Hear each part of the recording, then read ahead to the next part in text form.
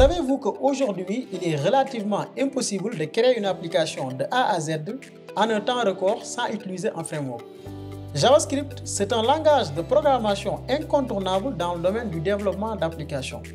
Que vous soyez un développeur back-end, un développeur front-end, un étudiant ou un passionné du développement, aujourd'hui, je vais partager avec vous les 7 frameworks JavaScript les plus utilisés dans le monde du développement. Connaître ces frameworks va vous aider à améliorer votre carrière et à surtout apprendre de nouvelles choses. Êtes-vous prêt à découvrir ces frameworks? Nous allons commencer par les frameworks front-end. Ensuite, nous allons plonger au framework back-end. Je vous demande de rester jusqu'à la fin de la vidéo parce qu'après la fin de la vidéo, nous allons vous montrer comment apprendre ces frameworks et surtout en un temps record. Aujourd'hui, quand on parle de développement front-end, on fait référence à ce que l'utilisateur voit sur une page internet. Par exemple, vous allez sur xarala.co. Sur cette interface, vous allez voir des images, vous allez voir des couleurs, etc. Donc, quand on parle du développement front-end, on fait référence à cette partie. Ce n'est pas très compliqué, ok? D'habitude, on utilise HTML, CSS et un peu de JavaScript. Ce n'est pas obligatoire d'utiliser JavaScript. Vous vous posez la question sur pourquoi aujourd'hui j'ai besoin d'utiliser JavaScript. Aujourd'hui, comme vous le voyez, les gens n'ont pas de temps et les sites web doivent se charger rapidement et surtout doivent être interactifs. Si vous avez un site internet qui est lent ou un site internet qui se charge à chaque fois qu'on fait une requête, attention, vous allez perdre beaucoup d'utilisateurs. Il y a même une étude sur ça. Donc, pourquoi vous avez besoin de framework front-end pour aller plus vite, pour avoir des sites web surtout réactifs et surtout améliorer votre expérience utilisateur? Plongeons à la liste de ces frameworks. Le premier framework, selon l'étude que JavaScript a fait sur l'écosystème, quels sont les outils ou bien les frameworks et librairies les plus utilisés? React est toujours au top. Pour ces frameworks, je ne vais pas suivre l'ordre de popularité ou une autre ordre. Donc, je vais présenter les frameworks comme ça. Le premier framework, on l'appelle une bibliothèque.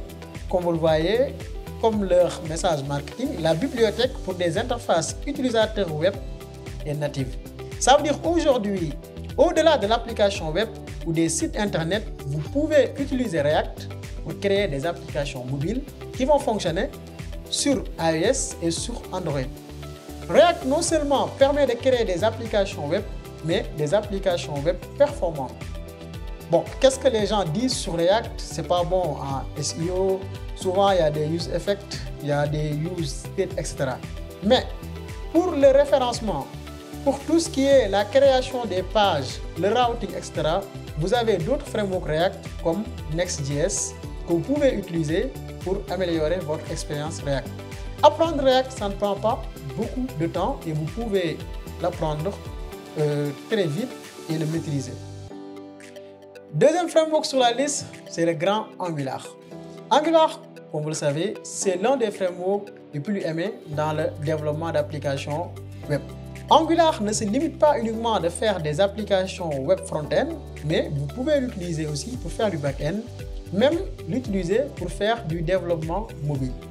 Donc, c'est une application qui s'adapte surtout aux grands projets d'entreprise. Aujourd'hui, beaucoup de grandes structures utilisent Angular. Il y a des milliers de développeurs qui l'utilisent. Angular s'adapte parfaitement à Tailwind et les autres frameworks qu'on appelle UI Libraries ou UI Framework. Le troisième sur la liste, il est nommé le framework le plus aimé par les développeurs. Quand on demande les développeurs front-end JavaScript, quel est le framework que vous voulez apprendre après, ils le disent tous, Svelte.js. Svelte.js, c'est un framework très rapide, très performant, qui est très simple à utiliser.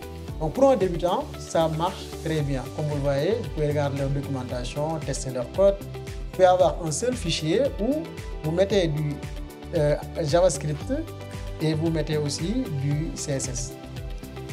Le troisième framework front-end sur la liste, c'est le framework progressif qu'on appelle ici Vue.js. Vue.js a été créé par un ex-employé de Google, Even You. Lui aussi, il fait d'excellents boulot dans le développement. C'est lui-même le créateur de Vite. Donc, Evolue a créé Vite, a créé aussi Vue.js. Vue.js est un outil très simple à utiliser, très performant, qui est très riche avec un écosystème bien réfléchi et bien établi aussi. Maintenant, vous avez découvert les 3 frameworks front-end ou les 4 frameworks front-end. Nous allons plonger au framework back-end. Pour la partie back-end, nous allons commencer avec un framework qu'on appelle Nest.js. Nest.js aujourd'hui n'est pas uniquement un framework simple, pas rétabli, ou bien tout simplement un framework sans opinion. C'est un framework aujourd'hui bien structuré, bien architecturé, que des entreprises utilisent pour créer des applications à l'échelle. Donc aujourd'hui, si vous voulez créer des applications à l'échelle, surtout avec TypeScript, Nest.js vous permet d'aller très vite. C'est un framework très intéressant à apprendre, avec un écosystème très riche et surtout que vous pouvez utiliser pour créer des applications entreprises. En plus des applications entreprises, vous pouvez l'utiliser pour créer des microservices.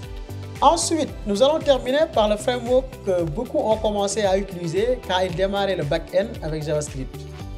Le framework Node.js, ici, qu'on appelle Express.js. Express, qu'est-ce qu'ils te disent? Fast, c'est rapide. Unopinioned, ça veut dire qu'il n'y a pas d'opinion. Chacun fait ce qu'il veut. C'est-à-dire qu'il n'y a pas d'architecture, de structure que vous allez utiliser. Mais vous-même, vous choisissez l'architecture que vous voulez suivre. Et surtout minimaliste, c'est-à-dire ça ne vous complique pas la vie. Ok, Express.js. Donc, pour résumer, nous avons 4 frameworks front-end que vous pouvez apprendre ou bien regarder. Vue.js, Svelte.js, Angular et React. Pour le back-end, nous avons 2 frameworks, Nest.js et Express.js. En bonus, vous pouvez apprendre Koa. Donc, en bonus, vous pouvez apprendre Koa, ce qui est un autre framework. Donc, dans cette vidéo, vous avez appris à voir les 6 frameworks JavaScript les plus utilisés qui vont vous permettre aujourd'hui de travailler très vite et de travailler aussi de manière sûre. Si vous aimez la vidéo, nous avons des cours gratuits sur la plateforme Khalala. Cliquez sur le lien de la description. Merci.